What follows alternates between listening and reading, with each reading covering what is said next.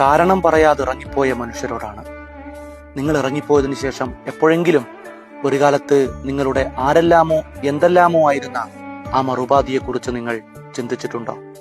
നിങ്ങൾ ഇറങ്ങിപ്പോയ അതേ മാത്രയിൽ തന്നെ ജീവിതത്തിന്റെ അസ്തമയം ആരംഭിച്ച മനുഷ്യരെ കുറിച്ച്, അവരുടെ അവസാനത്തിന്റെ ആരംഭം അവിടെ വെച്ചായിരുന്നു. പ്രിയപ്പെട്ട മനുഷ്യരെ, നിങ്ങൾ ഏതു ബന്ധങ്ങളിൽ നിന്നും എപ്പോൾ വേണമെങ്കിലും ഇറങ്ങിപ്പോയിക്കോളൂ. പക്ഷേ ദയവായി എന്തെങ്കിലും ഒരു കാരണം പറയണം. നിന്നെ എനിക്ക് മടുത്തു എന്നെങ്കിലും, ഇനിയൊരിക്കലും എന്നെ കാത്തിരിക്കേണ്ടെന്ന സത്യം മറുപാതിയിലേക്ക് എത്തുന്ന തരത്തിലുള്ള എന്തെങ്കിലും ഒരു സംഭാഷണം നടത്തിയ ശേഷം നിങ്ങൾ ഏതു ബന്ധങ്ങളിൽ നിന്നും വിടുതൽ വാങ്ങിക്കോളൂ. ഒന്ന് കാതോർത്തു നോക്കൂ.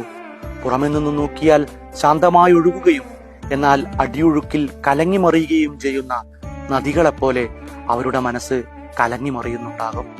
ഒരിക്കലും പൊട്ടിയൊഴുകാൻ കഴിയാത്തൊരു അഗ്നിപർവ്വതം പോലെ അവർ വീർപ്പുമുട്ടുന്നുണ്ടാകും.